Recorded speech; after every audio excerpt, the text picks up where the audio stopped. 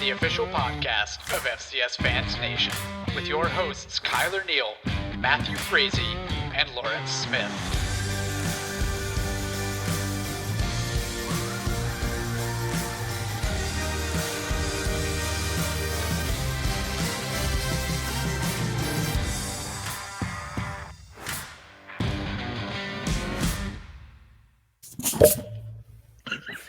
FCS Fans Nation. That was a combo of water and beer and Mountain Dew being cracked at the same time. We can try new things since tonight we got basically a whole new crew. You can be bored of your unbiased Bison admin, Matthew Frazee, welcoming you all to the FCS Fans Nation podcast. But I have some new beautiful faces here and voices, depending on your listening preference. I am joined by Chris Hammond, Mr. Tubbs at the club. But we have two special guests tonight. One who's becoming less special. Sorry, Jamie Williams, as you are now 3 weeks in a row. We are happy to have you, sir. But we have the most special guest tonight. If you are not a subscriber, please do so to the Cocky Nation podcast for Jacksonville State, the Gamecocks. Mr. Brandon Owens, welcome to the pod. We have 4 folks on tonight. And Brandon, I'm not concerned about the other 2. I ask them every week. I'm sure they're fine. How are you doing, my man? Welcome to the podcast. I'm doing good. I've been on the road all day today, so I'm kind of glad to be out of the car and just sitting down and ready to talk some football. Awesome. We're excited to have you on. We're going to appreciate your perspectives. You're going to bring a great twist and a more broadened spectrum in comparison to just some big 3 losers like us. So we're excited to have you, Brandon. And guys, Chris, Jamie, good to see you guys. Glad we're doing well. Let's get right into it, guys, because we have what could be Massacre week or hell week of the FCS for playoff lives. If you haven't been paying attention to the NFL, it was Massacre week for people getting cut from rosters, and we might be having that for seeds and playoff implications this week. And I want to start right off the bat, guys, and we're going to go right down to my favorite team that's named after an owl, Kennesaw State. Once again, before we get this question going, this podcast is ran and always guided by the questions that are put up on our FCS Fans Nation Facebook page. You can follow FCS Fans Nation on Facebook, Twitter, Instagram, any social media platform out there. So let's start with Kennesaw State, guys. Mr. Jacob Martinez, a longtime listener, great Owls fan. He says we actually have a passing attack. He's pumped. Under Jonathan Murray, who only played 2 quarters but passed for over 100 yards and 2 touchdowns, and he did another 100 yards with his legs as the Kennesaw Owls got another W this weekend. He wants to know if he continues to be a dual threat, does this change your opinion on KSU's style of offense in terms of being more capable of a deep playoff run? Chris, what kind of your initial thoughts from Kennesaw if they're able to have this dual threat quarterback from a passing and running standpoint in comparison into the past of our judgments of that triple option offense? I mean, obviously, I think it can't hurt them. The triple option hasn't won a relevant title since the 70s with Nebraska, 80s, I don't know, but it's been a hot minute. So I think if they want to be competitive, it definitely doesn't hurt to be able to have the dual threat. I mean, you look at teams like Eastern Washington with Eric Berrier. You look at what North Dakota State's been able to do with guys like Easton Stick and Trey Lance, and usually there's some form. If you look at the NFL, like Patrick Mahomes is mobile. What Lamar Jackson's been able to do, like having that dual threat quarterback is kind of the way the game's going. It can't hurt you. I think it could help, but at the end of the day, I mean, you beat D2 or lower shorter 35-3, and you beat Charleston Southern by 5. I might be one of the few teams that isn't as high on Kennesaw. Obviously, they're a good team, but I don't think they're going to the national title this year. Maybe if the system keeps to evolving like it is, it's something that could be in the future. I think it will benefit the Owls, but at this point, from what I've seen 2 games in, there's nothing that shows me that it's working any better than the triple option did for them. In fact, they probably would have beat Charleston Southern by more if they just stuck to their guns. I don't know. I'm not sold on the Owls. In terms of sticking to their guns, they actually did that more than the question kind of states. Jonathan Murphy did run a bunch, but threw 2 good touchdowns. 100%, but he's 4 for 5, so there was actually only 5 passing attempts. And then if you look at the rest of the stats down the line, you have just a plethora of running, including Jonathan Murphy, who ran for over 4 yards a carry with 113 yards. So total, if you have just a quick look at it, 8 players who are all rushing, and then you have a quarterback who throws for only 5 times, you may not be escaping that triple option as much as you think. But that does mean if he's more of a capable passer, that is going to give you more of an edge. So Jalen Hamler with Cal Poly had something similar last year. And don't get me wrong, he played well in his own respect this week. But I just worry that once teams are aware that you're actually going to try to throw the ball a couple times and they'll start to defensively game plan for it, he's not going to get that every game. I think there was a game last year where Jalen Hamler threw 3 touchdowns. I think last year he ended the year with like 5 touchdowns and 3 interceptions. Like, I think once teams game plan that, hey, Kennesaw is actually going to try to throw it a couple times this year. I don't know. I'm not sold on the Owls. I think they're a good team. I don't think this pushes them in the national title contention this year, but I think is something they should maybe pursue in the future. Brandon, you're kind of more in that realm. You've seen Kennesaw up in person take on Jacksonville State. What's your take on the Owls? Do you think they're evolving a little bit, especially if Murphy becomes a more proficient passer, or do you see them being the same old Owls that we've seen in the past? And by the past, we mean like the 6 years of their program, which has been extremely successful so far.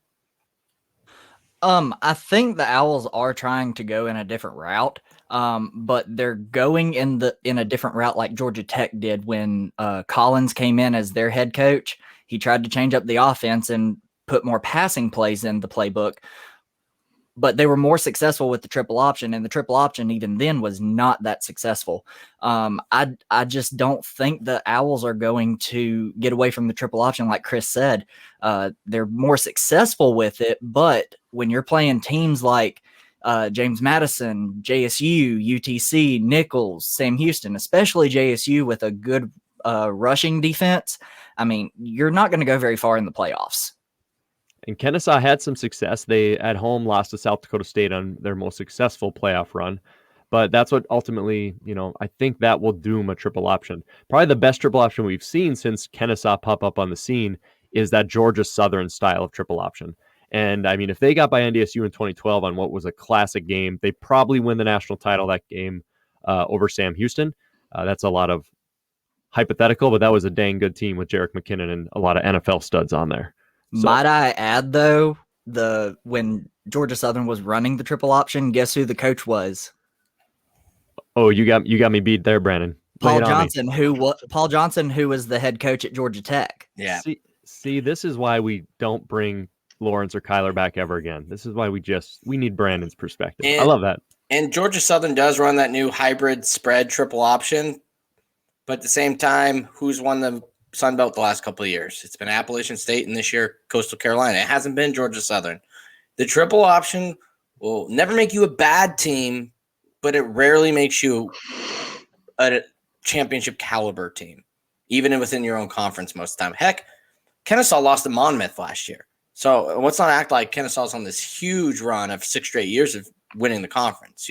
Like, it's good. You'll never be bad, but as long as you solely run triple option, even a new Georgia Southern spread style of it, you just probably will not make a national title game. It hasn't happened in years at any relevant level of football.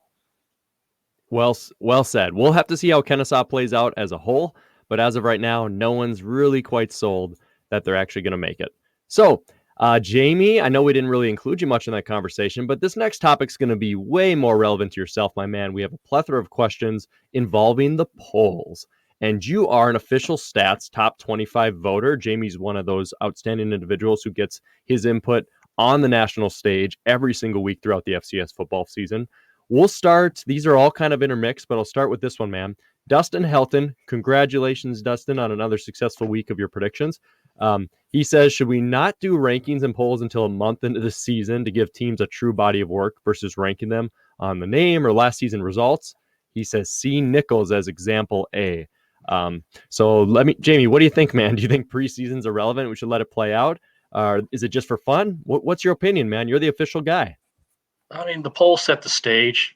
It's a talking point. I've enjoyed doing the top 25 over the last couple of seasons. Honored to be one of the 40 that Craig has selected to be in the group for this year for the spring season. But you got to set the stage, and the first top 25 is based off of where did they end up last year?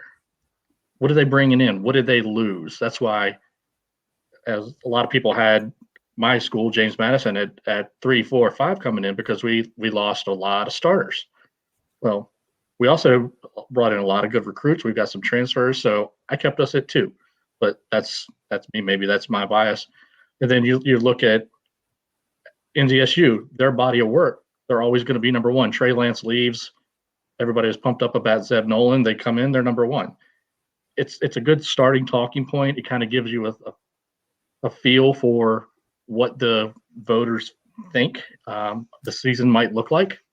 And obviously, we mess up a lot. Illinois State in the top 10 to start, for one thing. I mean, I think we've been on that for a while. For me, because the 2 guys that are on the right side of the screen coming into the fall, I had Idaho nowhere near my rankings. I had Jacksonville State in the 30s. Seeing what Idaho has started to develop, I moved them close to start. They got a big win over Eastern, fumbled a little bit, but I still have them right around 20. Jacksonville State played nice against Florida State, hung in there. Some would argue they should have won that game.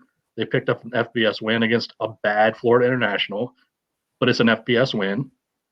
They only lost the 1 game. They look, for my eyes, pretty good. We'll talk about them a little bit more in depth later. And right now they're a top 10 team for me. So you can see how teams progress from what you thought to where they go based off of actual, as Chris likes to put it, eyeballs, because he says the eyeballs are undefeated. Quote, Chris Hammond. Well said. Hey, let me expand on that a little bit more with Peter Simmons. Peter Simmons wants to ask you, how many weeks into the season should the polls be considered, like in terms of the preseason expectations, before actual evidence starts to kick in?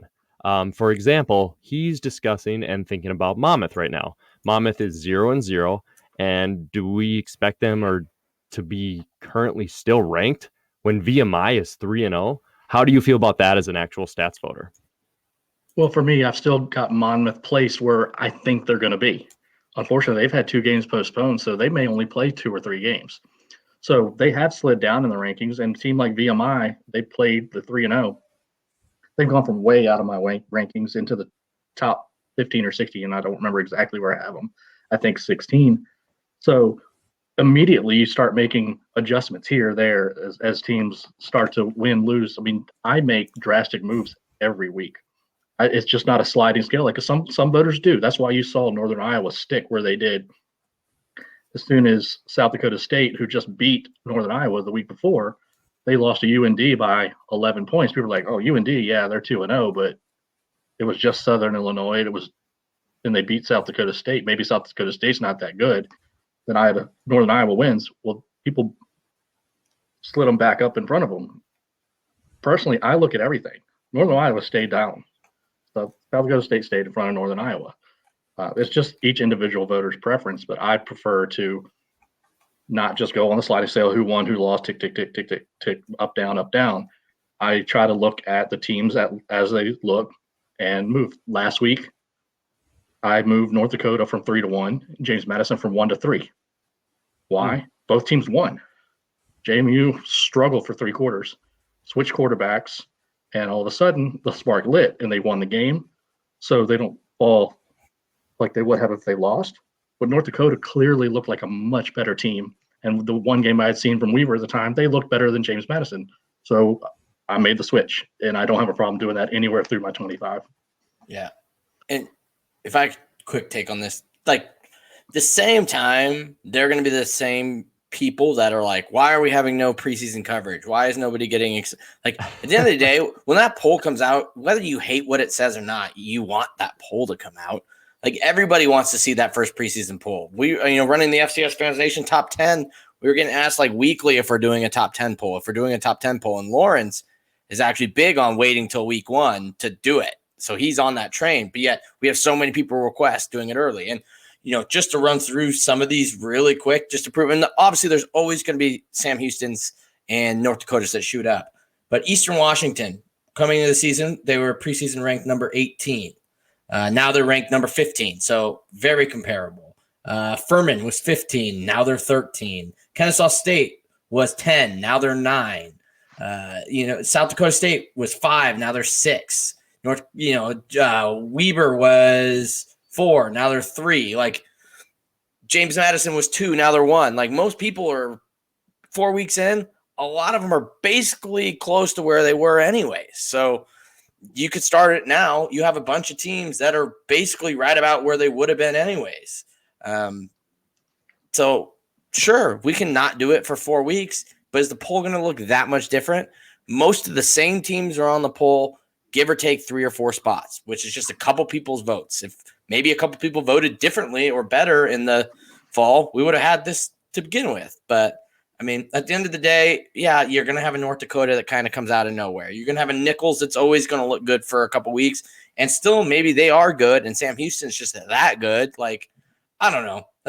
Albany's at 18. They were at 17. Like, if you just go look at the preseason poll to the current poll, there's a lot of similarity. So we can start 4 weeks later if we want, but then everyone's going to be complaining for 3 weeks why we don't have any content Sunday night and Monday morning. The one thing I will say in addition to that, Chris, is I post my poll on Twitter and Facebook every week. One, because I believe in accountability as a voter and the integrity of my vote. But look at the responses I get. I had 60 or 70 comments quickly under my poll just because people said, well, why do you have this team here? Why is it? And I try to take the time to respond to everybody that says, why do you have this? Why do you have that? Because I feel like I can defend anybody I put slot 1 through 25 or just outside of my 25. It spurs conversation, but it's also not an easy job. There's a lot of opinions, and my poll is 2.5% of the actual poll. That is how I see the teams. I will defend them. I invite the questions as long as people are respectful about it. It is a conversation piece. And like Chris said, if you don't have it, then that's just that much less content that you have. So why not have something to talk about before the season starts?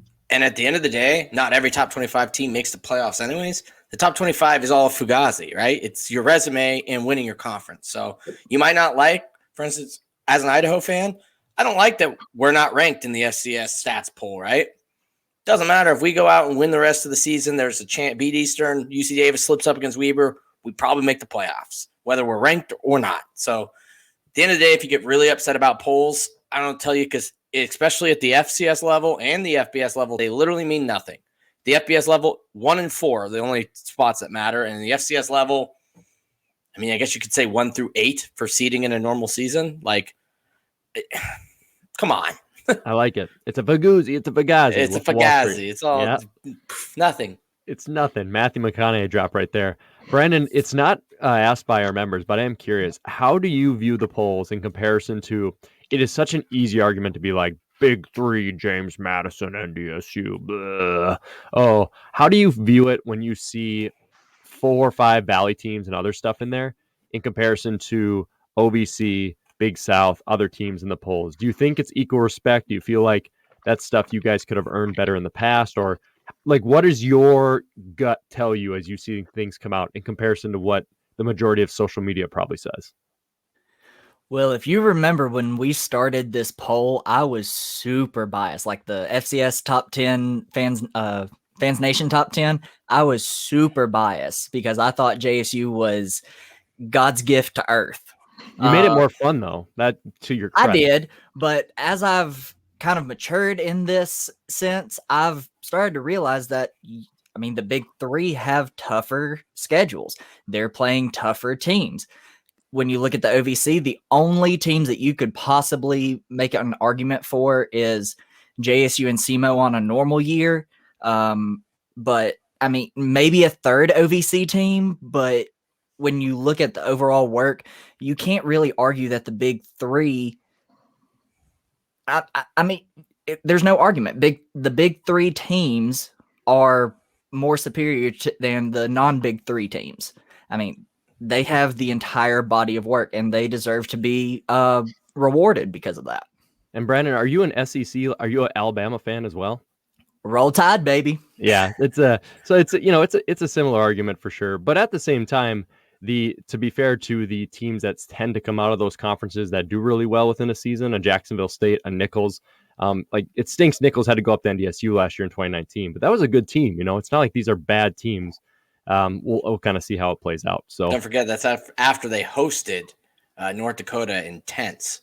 Yes, 100%. But I will say that playing Big Three teams in the second round and on for teams like the OVC, the SoCon, the Big South, it has actually pushed teams like Jacksonville State and Kennesaw to actually evaluate what they're doing with the team, how they're recruiting, what they need to do in order to compete with the Big Three, and it's actually made them a lot better as a whole as a team.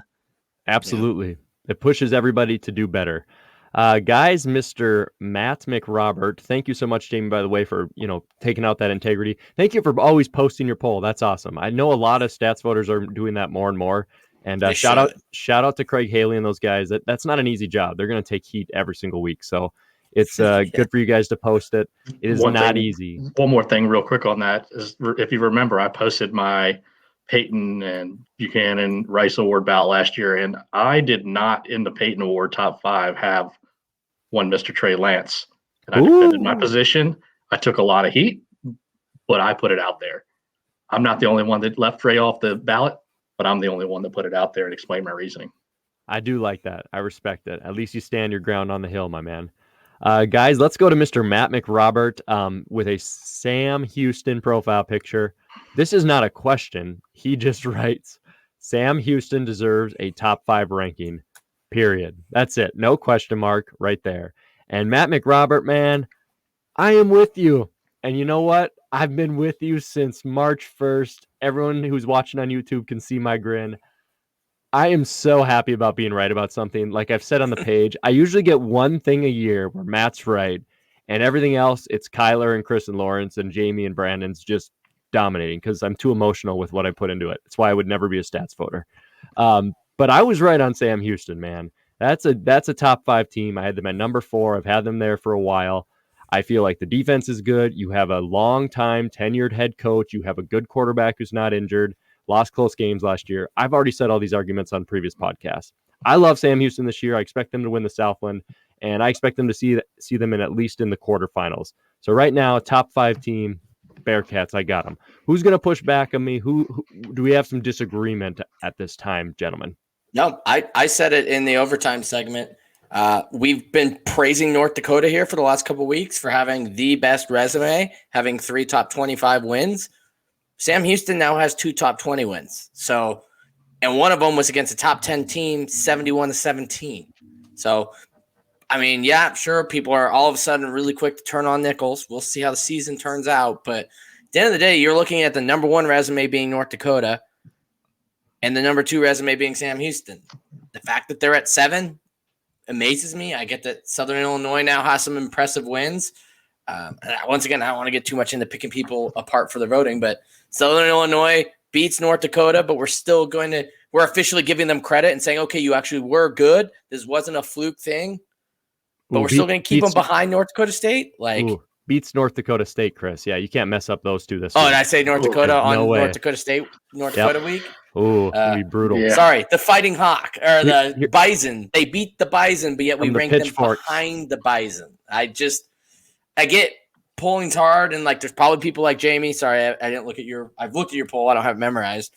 You probably maybe have it different, but man, for some of this, I'm just that's one of those things where when the poll gets published, you're just how does that happen?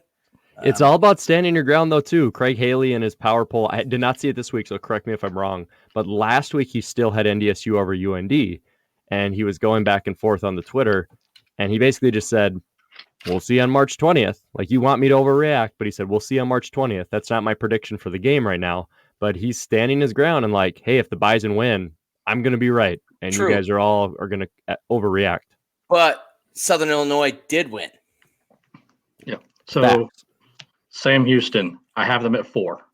So to answer Mr. McRobert's question, I guess he not too busy, doesn't have to punt, so he could ask a question. So, I mean, think about what Sam Houston did to Nichols is what teams usually do to Sam Houston in the playoffs. Yes. They obliterated them. It was not close. And the funny thing is, it took until the second quarter for that game to really get going. That game was a nothing burger for the first quarter, and then Sam Houston just exploded. Scored a touchdown. They wound up with a pick 6, and I think that just energized the whole team. that's another one of those things where I say I rocket teams up. I had Sam Houston at 18 after they beat Southeastern Louisiana, who is a good team. I put them up to 9, and they moved from 9 to 4 this week. And everybody in front of them did not lose. A couple of teams did, but I jumped a few teams because what I saw from Sam Houston impressed me. And I'm not a Casey Keeler fan from back in his Delaware days. Sorry, don't like him. Say it out loud. You're not the only one, Jamie. Not gonna drink a beer with him, but the man can coach a team. And he had his team ready to play. They've got a good defense. They've got a Peyton contender quarterback, Eric Schmid. Eric Barrier might have something to say about that, but they look pretty complete to me. They look really solid. The defense looks dang good. Brandon, any thoughts on these Bearcats and how they've been playing, my man? I had Sam Houston at 11 last week, and they jumped from 11 to 4 in my poll. I actually, Jamie, don't bash me for this, but I actually have them above James Madison. But I mean, when you beat 2 ranked opponents who were both in the playoffs last year, Sela beat Villanova and then got blew out by Montana. Nichols dominated North Dakota and then got blew out by North Dakota State. I mean, you beat 2 very good quality teams. I mean, they're just like UND, but in the southern portion of the United States. So, I mean, I'm going to reward them after playing 2 really good games, especially dominating a Nichols team who has been absolutely dominant with its previous teams. Absolutely. The Bearcats are on the rise, boys, and I don't see, based off their schedule remaining for the Southland, where we're going to see a trip up.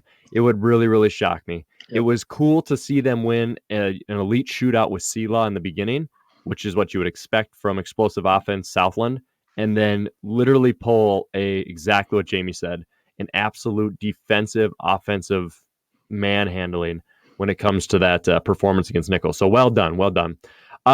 Brandon, we got to start with you on this one, man. The guy asking the question, we blocked him off the page a few times. His name's Jamie Williams. Loser. He says, Brandon, you've been fairly critical of Jacksonville State the last couple of weeks, despite pretty comfortable wins. What are you seeing that has you concerned, and what do you think are potentially what is just nitpicking when it comes to Jacksonville State? Are these valid concerns that you have, Brandon, or are you actually just kind of looking at the small things? Your turn, my man. Let us know, Cocky Nation. What's up? Yes and yes. I am one that since 2015, I mean, there has not been a team that has been as good as 2015, but because of the recruiting that we have done since then, we have the talent to be just as good or even better. And when you're playing teams like James Madison, North Dakota State, or even watching them, I mean, you really want your own team to play like they do. And so what I mean by that is very little mental mistakes, very disciplined.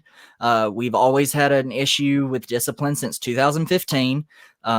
It started out better this year, but when you have 10 penalties in the first half for over 100 yards, that is a problem. An absolute problem. And Jacksonville State fans, I'm going to say it. The past 2 weeks, they have been comfortable wins, but I have not been impressed at all because I know the potential of our boys and the potential of possibly going to Frisco this year. And they are not living up to that. So yes, I'm being very critical because I know the potential of these boys. I've seen it in person when I went to the Tennessee Tech game. I mean, yes, I am mad, but we're getting the W's, which is kind of making me happy. But at the same time, you want your team to live up to their potential. It's like a parent when they are being hard on their kid. They know their kid's potential. It's like I'm the same way with this team. I know the potential. They're not living up to it, and that's why I'm very critical of them.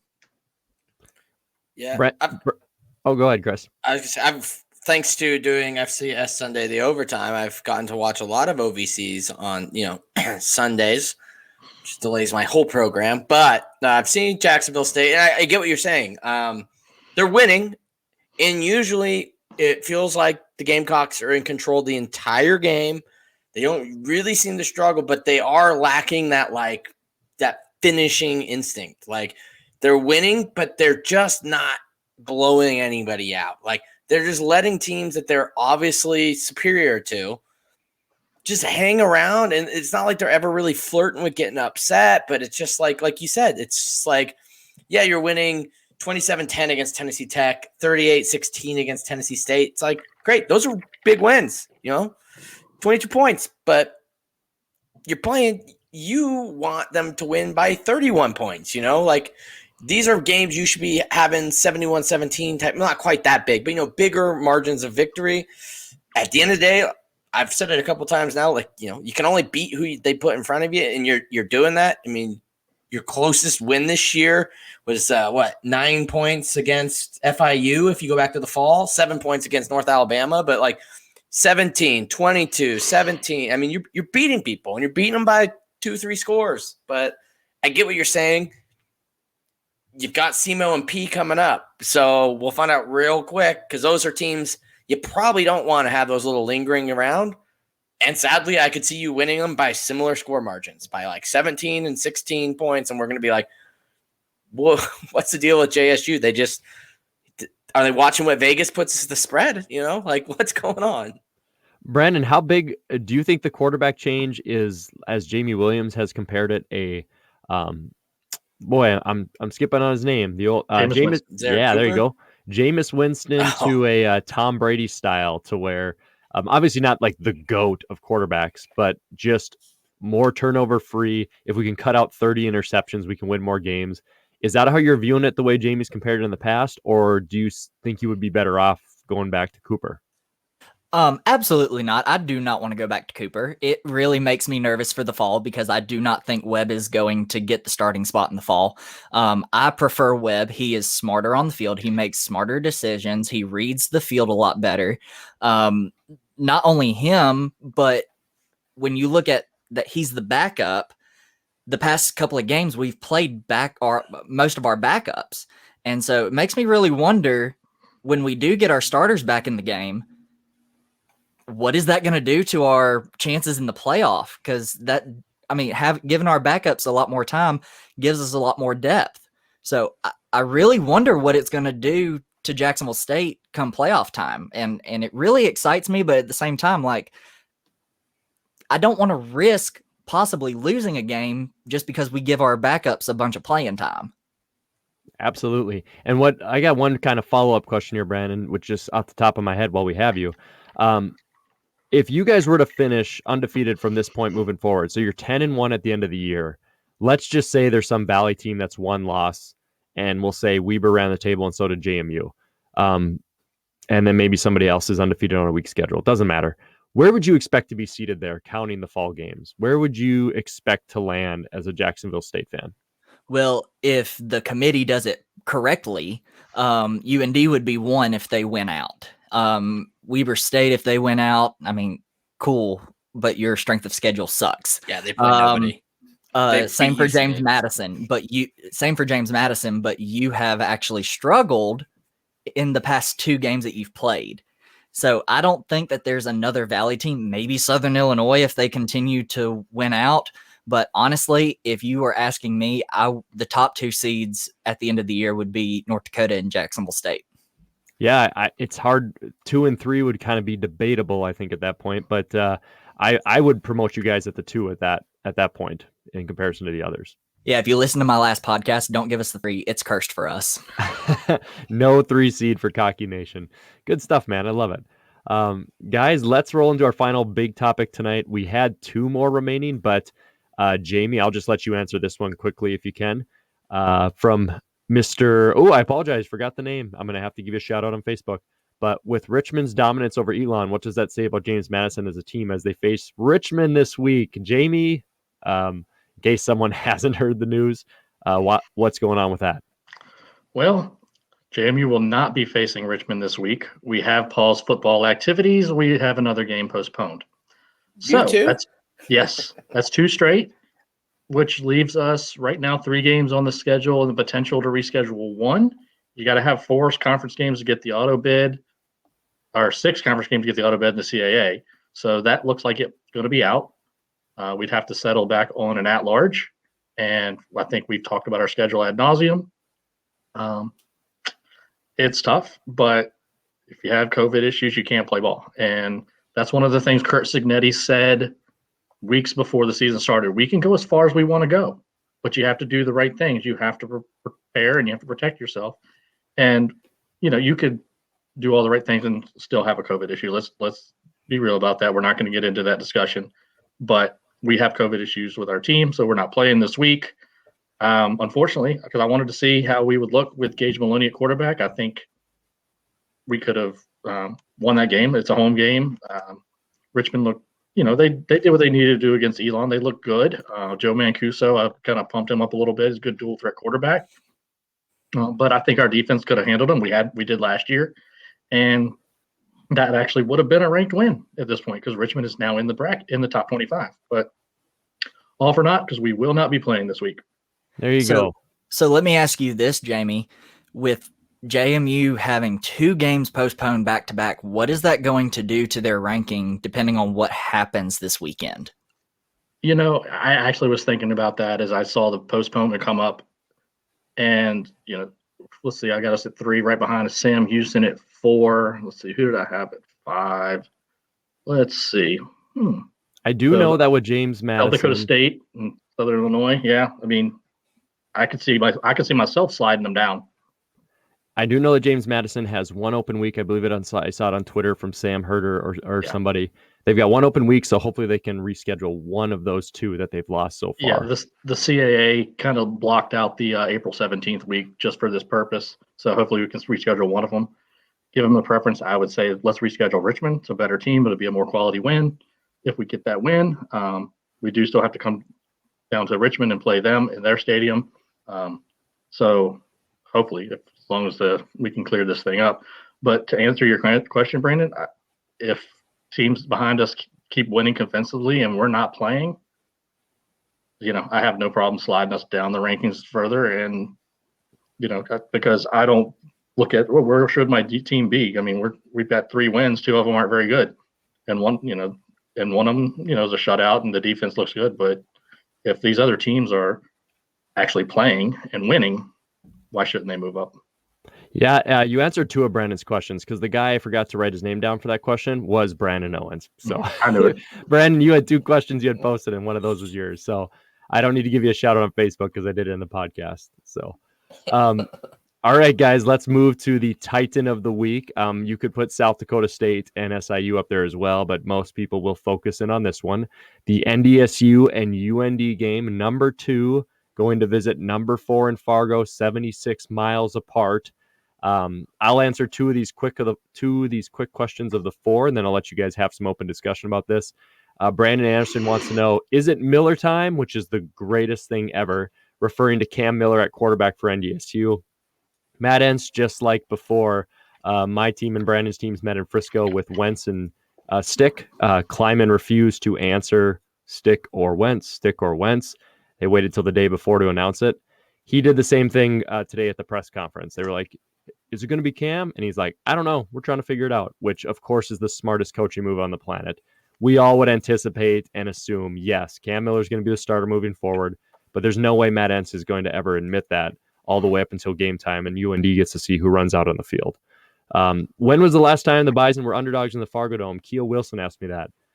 I think I was in boot camp, Keo. I honestly have no clue. And for reference, for nobody who knows me, Marine Corps boot camp in 2007, maybe. I have no clue when the last time they were underdogs. Actually, if I had to put money on it, I would say it would be UNI in 2011. UNI was the dominant team. They came to Fargo, and that when we beat UNI there, we kind of took the torch from them and, took off. Beating UNI was like the overcoming thing NDSU tried to do. That would be my guess. So, all right, guys. What does NDSU have to do to beat UND? That's what Will Siller likes to say. What do you think, Chris? I'll start with you. You had NDSU as number 3 in your preseason poll, so you get the most, I would say, props for this question. What does North Dakota State have to do to beat UND? Quite the reversal from years past. What do you think, my man? Well, I think it's going to be funny because I think how UND is going to try to beat NDSU is how NDSU usually beats teams. NDSU or UND, the Fighting Hawks defense, has been beating people up. I mean, I don't know how the South Dakota quarterback survived that game. He was getting tossed around. He was laying there for multiple seconds after hits. UND plays some very ferocious attacking defense, something that NDSU is no stranger to. Then you look at having a guy like Otis Weah, like that is, they're going to run it at you. He's electric. He can hit those big plays. When I think of NDSU, I think like they run the ball for like 2 yards, run the ball for like 2 yards, run the ball for like 2 yards. And then all of a sudden they run the ball and they get like a 60-yard, like a hole finally breaks up. But because they're committed to it, they'll just beat you. They're not going backwards. They might not go forward very far, but that's how Otis is. Like, he doesn't get a lot of big carries. Like, he'll have ones where he fights 3 tackles to get 3 yards. But then one hole opens up and he is just lightning quick gone. And that's what I think it's going to come down to. I think you have Tommy Terrific, a quarterback for the Fighting Hawks, who's electric enough to where he can be kind of that game manager type. He's not going to win you a game like, per se, a Trey Lance could for NDSU, but he's not going to lose you a game either. Now, we'll see. Can the Fighting Hawks out NDSU the Bison? I know that's a cliche. We say it for a lot of teams when they play them, except this time I feel like UND is playing the Bison style of football. And that's so I'm going to bounce in Eric Thesis question here. What is NDSU? What is NDSU's best win so far this spring? If you took labels off this, there's no way you pick NDSU to win. Like, no way. What has UND done so far in terms of convincing you? Beat South Dakota State, who is a top 10 team. Beat Southern Illinois, who is a top 10 team. Beat South Dakota handily. Just won on the road. And North Dakota State sits with wins over 3 teams with a combined record of 2-8, and they got smacked against Southern Illinois. So if you were just like, bye-bye labels, bye-bye history, bye-bye NDSU UND, if you just looked at that face value, you would be like, wow, this Team A is going to smack Team B around. Are we... I agree with everything you said, Chris, in terms of the evaluation, in terms of NDSU UND, how they'll play. Jamie or Brandon, from the outside looking in, from the East Coast to down south, is it just looking at North Dakota State in Fargo and you having to see it? Do you have to see it happen for the king to fall to the ground after being hit with a sword? Sorry, I was watching Julius Caesar clips last night. Do you have to see the dragon be slayed before you'll be convinced to actually make the pick? Brandon, how do you feel about that, man? Or are you confident in UND this weekend? I actually am, but I will say this. The only way North Dakota State will win, other than what Chris said, is they have to change who they put in at quarterback. I mean, Zeb Nolan's stats, 38 for 70 on passing, 440 passing yards, 10 carries, 3 rushing yards. He had 2 games of negative rushing yards. 3 passing touchdowns, 1 rushing touchdown, sacked twice. Not bad about the sacks. 4 interception, averaging 1 interception every game. It's Miller time. Put Cam in if you want to win. And Cam Miller led the team with rushing after taking over the helm in the second half and had some pretty nice throws. Now, once again, he's not like Tommy Schuster. We don't have proof that he's going to be able to, beat a team right away as a true freshman. Tommy's done that now with 4 big matchups, 2 of them being top 25s. So that's the question mark with Cam. But Brandon, you are spot on, man. If Zeb was announced the starter, I'd pick UND by 17 points. And I'm not even joking about that. Jamie, I'd go more than that. You'd go more than that? It wouldn't surprise me, man. Jamie, how are you feeling? Do you need to see the dragon fall, or are you just going to use current facts to determine your thought with this? It's still the little brother thing. So yeah, I need to see the dragon fall. If Zeb Nolan had just kind of done what he does, pedestrian through the game, and still didn't make the change, I'd have said, I don't know about this. I know I said last week on the pod that little brother can't beat big brother, but they changed to Cam Miller and the offense moved the ball. Why? Because when the receivers were covered, Cam could escape and Cam could run. Look at the touchdown that Cam had. He had time to throw, surveyed the field. It wasn't there. and he took off to his right, and he beat the defense to the post. Zeb wasn't doing that. Now, I do want to see a little bit more in the pass game from Cam, but I thought a couple of his throws were crisp. But at the same time, that defense, they got to tighten up a little bit. I think they can, but that defense has got to tighten up because Illinois State still ran, I'm not going to say at will, but they were able to run the ball, and it's not James Robinson back there. And that's with a completely inept quarterback. So that North Dakota State defense, the code green, as you guys like to call them, I believe, needs to step up because they were good, not great. And if they're going to be good, not great, then I'm probably going to say, little brother got him this week the next time we talk. But until little brother comes in there and does it, big brother still got the paddle. Eyeballs, people. North Dakota is the better team this year. They are the better team this year. And yes, Cam Miller's touchdown was incredible. But if you think for a second that North Dakota's defense is going to be giving him that kind of time on the goal line, you're absolutely asinine. That is not going to happen. This defense is not going to give Cam Miller the time he got there at the end of the game. Could it still be close? Yes, because the last question mark around UND is, are they going to win on the road? All those big wins came at home. That has been the question mark. Everyone's saying, yeah, they beat these teams, but it was at home. It's fine. They won on the road last week. Not overly impressive. But if they beat North Dakota State, I don't want to hear any more excuses. They're the number one team in the country. Because let's be honest, everybody's using previous bias here. That's the only reason the Bison are still holding in there. Their wins have not been impressive enough to justify where they are. People are holding it, like you guys said, on that, we think. And I've been a believer that they can still make a run at Frisco. I've said it on this show multiple times. But North Dakota is the better team this year. We will see this weekend. And will I be shocked if North Dakota State wins? Of course not. They absolutely have it too. They have the better players, I think.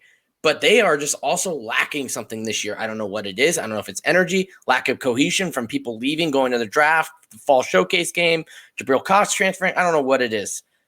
But North Dakota is the better team this year right now. If you watch them, I have full confidence saying that I think the Fighting Hawks are going to win this game. And I think people are trying to justify North Dakota State looking the way they're looking. And yes, Cam Miller looked good. Cam Miller was responsible for 10 plays, like himself, not handing the ball off. So, yeah, they look good. But let's not judge the guy off him moving the ball himself 10 separate times. He's got a full game. He's got to prove it, and that's whether they even put him in. So, I don't know. I think people are too quick to be like, well, it's North Dakota State against North Dakota. I don't know. My eyeballs are telling me North Dakota's the better team this year. And if they win it on the road, I don't want any more excuses. They should be everyone's number one team. Okay, I can't promote myself as the unbiased Bison am if you steal all of my arguments. This is really unfair. And what am I supposed to say at this point? Before we continue the conversation, William Lipp, I hope that answers your question, man. He asked, is UND going to be able to run the ball, end the clock, and keep the Bison off the field? I believe that they're going to be successful at that. I think NDSU will have their shots at it too. But yeah, they're going to use the exact same style NDSU has because that's what they've been doing to win games, and it has proven in the past that's how you win big matchups. So, guys, we're going to dive a little bit more into NDSU and UND in our quick hits here because quite a few of those revolve around NDSU UND. So I do apologize. It sounds like this has just been a big three NDSU UND podcast, but that's what we got. Remember that these podcasts are driven by questions by our fans. And if we have a big matchup like we did last week with Nickel Sam Houston, that's going to be more of the topic. So let's get into some of our quick hits, guys, as we move forward. And, of course, we'll pick our game of the week, which is that big matchup. Guys, Dukes, several teams in the top 10 kept winning close games each week. Who, in your opinion, had the closest call last week and should have, based on their ranking, against what was supposed to be an inferior opponent? Who had the toughest time last week in the top 10 when, in reality, they were playing somebody who wasn't so good? Scott Moody wants to know that. Who's got an opinion on a team that was a little too close for comfort? Jamie, you look like you're ready to go. I got one. It's going back to the Valley. Sorry, everybody who asked the question. South Dakota State. To me, there's no other answer. They were whiskers from losing to Youngstown State. Youngstown State, the team with no offense. 19-17. Yeah, 19-17 and Mark Gronowski has been good. He wasn't great this past week. and he turned the ball over late, which led to Youngstown State actually taking a 17-16 lead. But again, he did make a couple of plays that big tight end number 87, Dallas Goddard Jr. Lookalike, made a couple of plays down the field to get him in field goal position, and the kicker made the kick. But they were on the ropes. They didn't look good against a bad team. We've talked about Youngstown before. I know I've talked about it a couple weeks ago. I said the three of us that were on the podcast and 8 of our friends could have shut out Youngstown State. And maybe we could if our offense doesn't turn the ball over and give them a short field. But the Chilly Willy Youngstown State should not have been that close to South Dakota State. And the fact that that game was close, it gave me a lot of pause about how South Dakota State might perform down the road. And that was a road game for them. So when they go on the road, look out. They might slip up and take a spot. I think they look like they could have been a seed, a complete team. I don't know that they're a seed just based off the way they play, even if they went out, because there's going to be teams that look better than them. Yeah. See, I'll say South Dakota State, it came down to game-winning field, very, very sloppy, just all around on special teams. I already said mine earlier. Kennesaw beat Charleston Southern 45-23 last year. If you're going to be a top 9 team, you've got to beat teams like that by more than you did. So me, it's Kennesaw State House. Brandon, kick it, man. Okay, since Chris didn't take the obvious game, I'm going to take it. UC Davis and Weber State. Again, it's like Kennesaw State. I'm not very impressed with UC Davis so far, but Weber I'm State, high on Davis. That's why.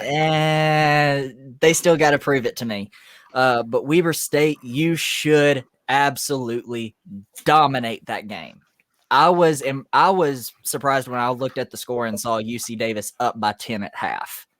Very surprised. And then they just completely struggled in the second half. I mean, it was 18-10, and then it was 18-13, and then UC Davis almost scored again at the end of the game. Do I have that correct? Yeah, I mean, sort of. They had a decent last-minute drive going, but it didn't. It was one of those ones where you didn't feel like it was going to come to fruition.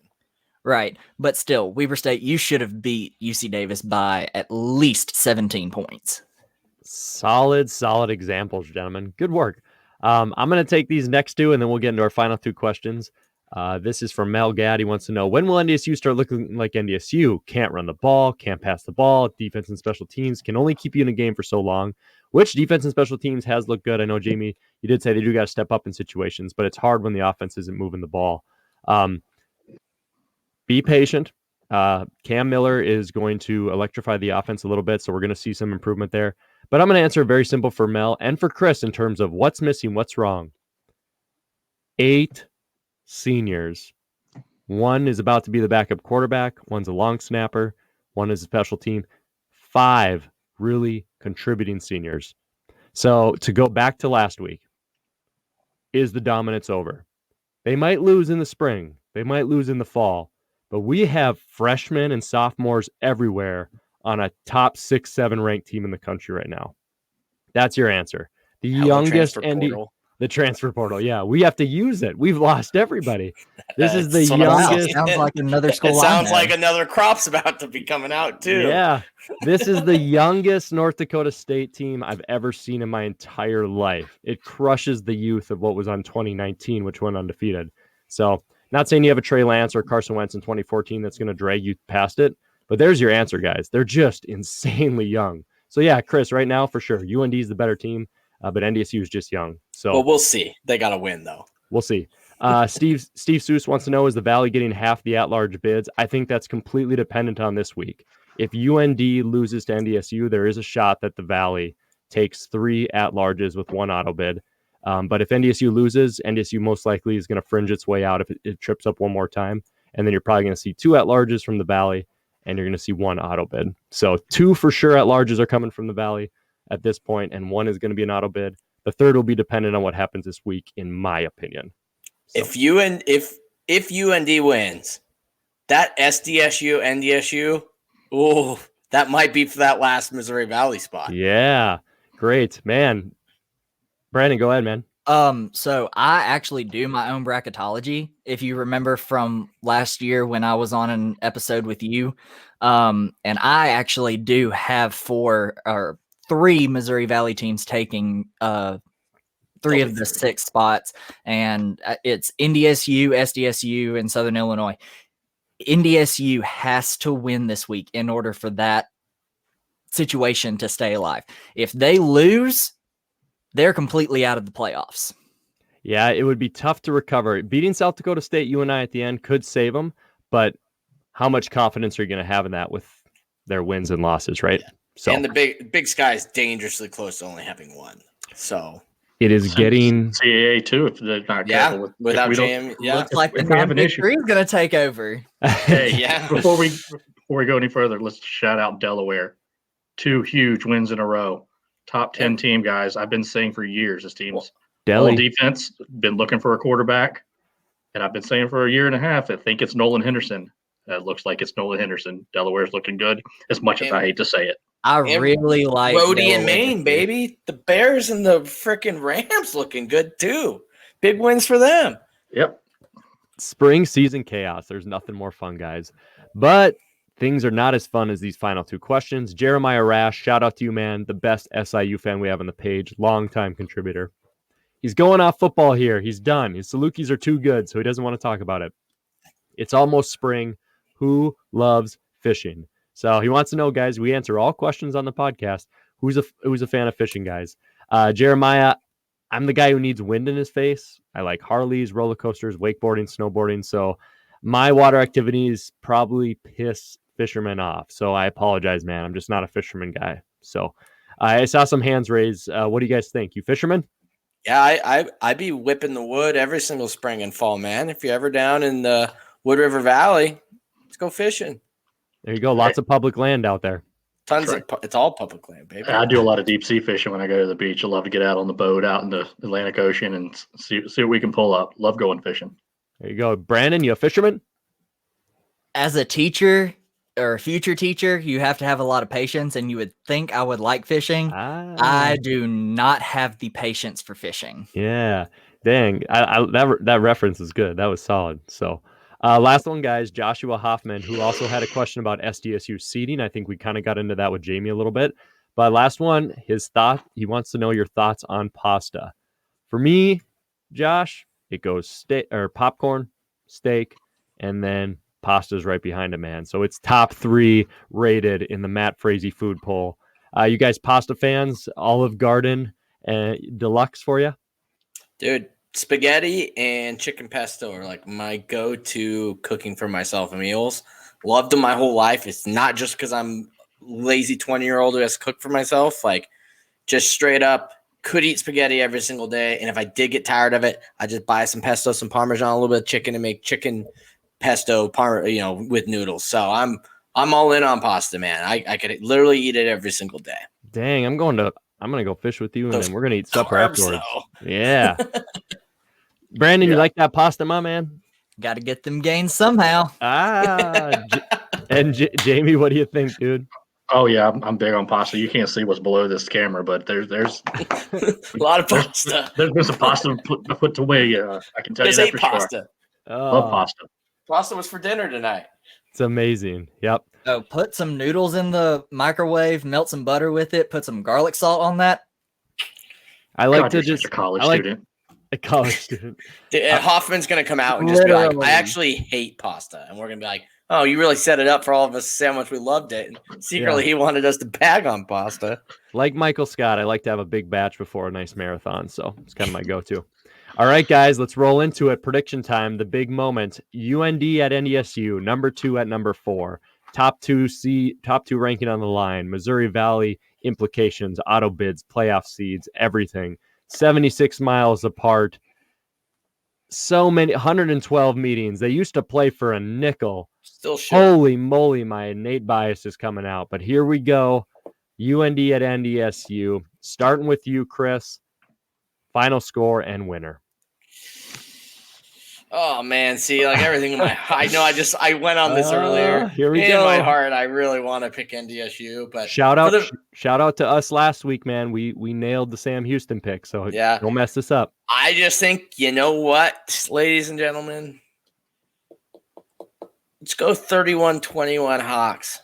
Yeah, 10 points. There you go. UND. Chris is sticking his neck out there. Brandon, what do you got, man? So I usually do not pick against North Dakota State when they're in the Fargo Dome, but that will change this week. I have UND winning 38-28. I don't like this. For the last 9 years, I don't like this. This makes me feel uncomfortable. Just kidding. Jamie, what do you got, man? Well, I don't know if NDSU or UND wants me to pick their team because the last 2 weeks, the team I picked lost. So yeah, you should pick UND. You should pick NDSU. That being Pick said, NDSU. I'm undefeated on this. Don't you screw me. you guys heard what I said earlier. You guys heard what I said last week. I'm going to keep going with that pick, especially now that the Bison have changed quarterback. Doubt the Bison at your own peril. They're going to run the ball. They're going to stop the run. Bison 21, Hawks 17. Chris, one final comment before I take my prediction. What do you got, man? Oh no, I was chalking it up as the win. I was chalking it. Okay, cool. Hashtag kiss of death Williams. The Williams kiss of death. That's going to be a thing. So I said, boom, just solidified it. It's UND. Drop it. Going back, because I just had that thought, Mel Gate, I believe, asked it, where's the run game? 2 starting freshmen on the right side of the offensive line for NDSU last week due to some ineligibility stuff. And missing a running back, right? Yeah. Bussy, Kobe went down for a little bit too. Yep. All right, boys. The unbiased Bison admin is making his prediction. Cam Miller, we got true freshmen going off. We've got 2 good defense. NDSU's defensive line, I think, is still really elite. UND's defense, fast, athletic. They play just like NDSU did to win a lot of games. Something about Fargo. This is the exact same prediction. Call me as biased as you want. This is the exact same prediction. I love the nickel, Chris. Last year before Frisco, I said, and I quote, there's no reason for me to pick NDSU. I believe James Madison's the better team, but I believe in some sort of Bison horseshoe until the horseshoe just doesn't go around the ring. And then I picked NDSU to win by like 7 or something. So I'm going to do the same. 1 overtime, 29-23. NDSU maintains and wins that game next week. So 2-2. Interesting week next week. There you go. Cue the bias. I'm okay with it because when I'm right, I'll laugh. All right, boys, that's the end of our FCS Fans Nation podcast. Thank you so much to everybody who is listening. Thank you to our page contributors. Before we go, a shout out to Mr. Brandon Owens. If you guys do not follow on Twitter, Facebook, anywhere else, he runs a great podcast called Cocky Nation. It's a great way to stay up on Jacksonville State and athletics. Brandon, I'll give you 60 seconds if you want to plug away, man. Cocky Nation, tell us about it. Yeah, so you can find us on Facebook, Cocky Nation, a JSU podcast. Request to join, and one of the admins will approve your request. We are on Instagram and Twitter by this handle. So search us up, give us a follow. Follow JSU Sports. Let's go. Awesome, man. We appreciate you we appreciate you coming on to the show. Stay cocky as always. Chris, thanks for always joining us as well. Jamie Williams, a special guest that continues to crush it, rocking that Hero Sports hat tonight. Thank you so much, gentlemen, for joining us. Ladies and gentlemen, the implications may have never been bigger. Spring, fall, summer, doesn't matter what the season is.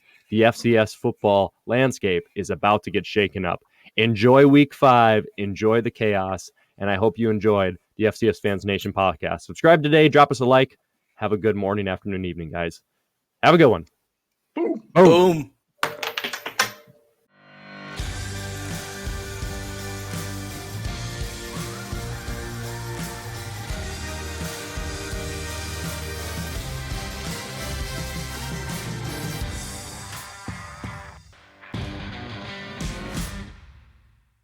Go. Cool. Let it rip. We're going to see if a Mountain Dew can make the same sound opening up as a beer. I'll go at the same time as you. We're going to try that out tonight. What do you have? Yep. Yeah, Jamie, what was that? Just water. Just water. Oh, Water and a Turvis. your hand on the other end made it look like you were like drinking I don't know, baby turtle terrarium. I don't know. Yep. I was going to grab a Blue Moon, but was running a little behind. So No sweat. All right, gentlemen, let's do this. Test this out.